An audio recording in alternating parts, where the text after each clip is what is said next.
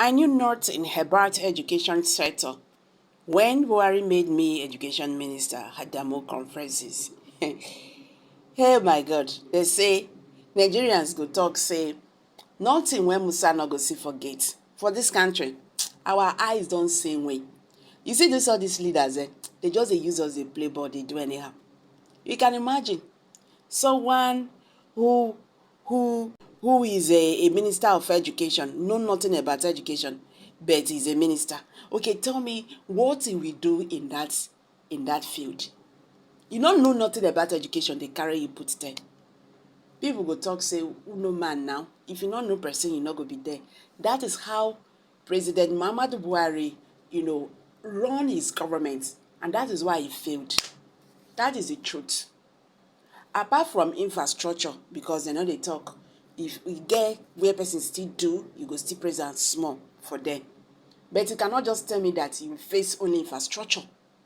Buhari try for that one. But that is not the only issues we are facing in the country. Look at this. You give appointment to those people who know nothing about it. They will go there and mess up everything. You understand? AGF Abubakar Malami then. Maybe if you go find out where safe, that one not even pass law school.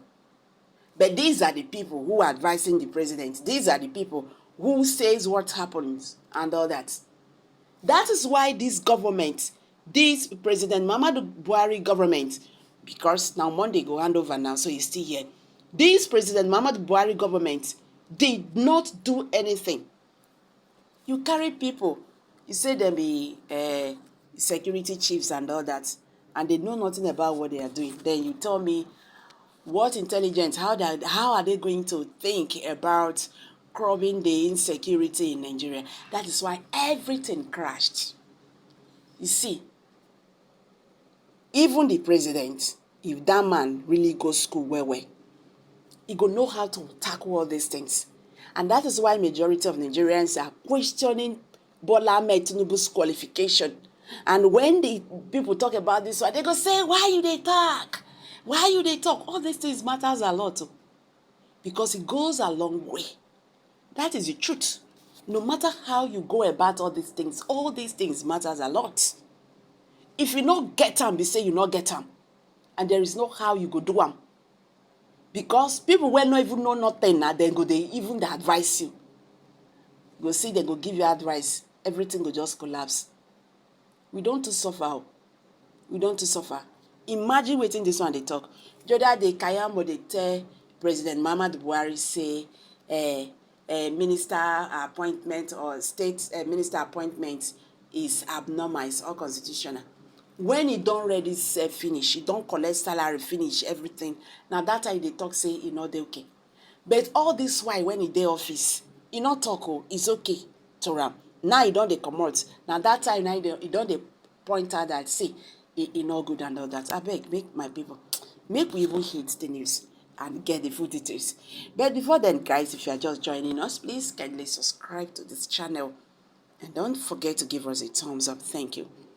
Nigerian's Education Minister Adamu on Thursday confessed that he knew nothing about the sector when he was appointed by President Muhammadu Buhari. Adamu was appointed by Buhari as Education Minister in 2015. Speaking at the valedictory session held in his honor with the ministries, officials, I beg your pardon, and heads of our sectors in Abuja, Adamu thanked Buhari for trusting him with such a responsibility that he was not prepared for.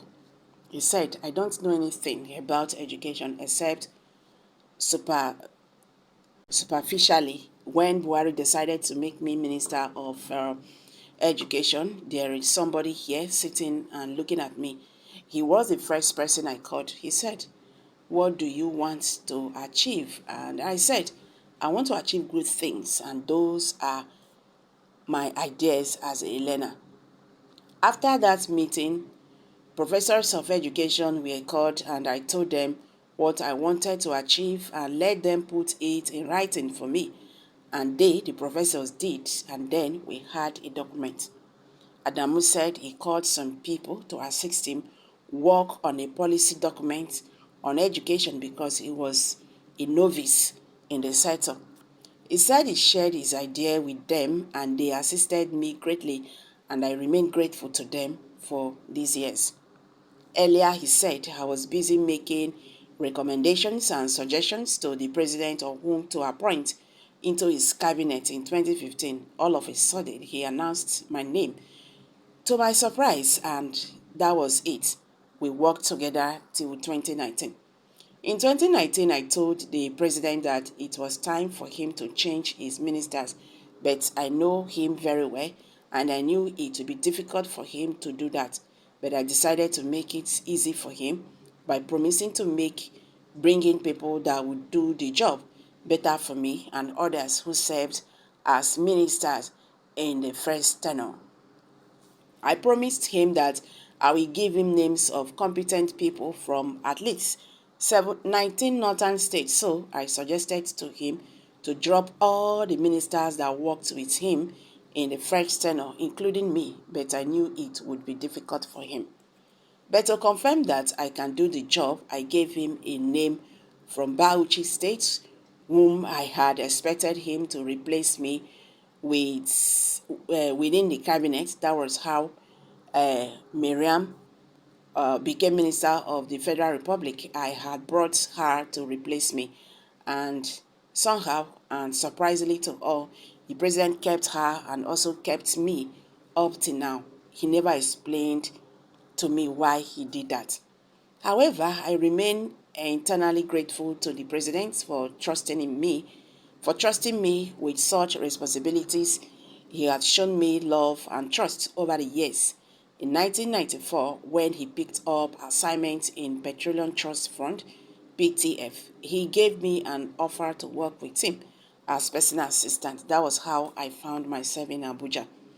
There was strike actions embarked on by university lecturers under the aegis of the Academic Staff Union of Universities that went on for months after the supervision of Adamu as Education Minister. For instance, on August 17, 2017, ASU declared an indefinite strike over unresolved issues with the government, which lasted till September. In 2018, ASU again went on strike, to this time for 3 months. It began the strike on November 4th, 2018, and suspended it on February 5th, 2019, after a meeting between its leadership and a government delegation led by the Labour and Employment Minister, Christine Gige. In 2020, ASU embarked on a 2-week warning strike over the government's failure to implement its 2019 agreement and resolution with the union. Eventually, the strike lasted over 9 months after the government failed to respond to their demands. Again, on February 14, 2022, ASU went on strike and called it off after 8 months, even though many of the contending issues had been resolved. Okay, so tell us how these people he has, employed have helped that sector. I'm dropping it here, guys. Kindly share your thoughts below the comment section. Please do not forget to subscribe to this channel if you have not. Thank you.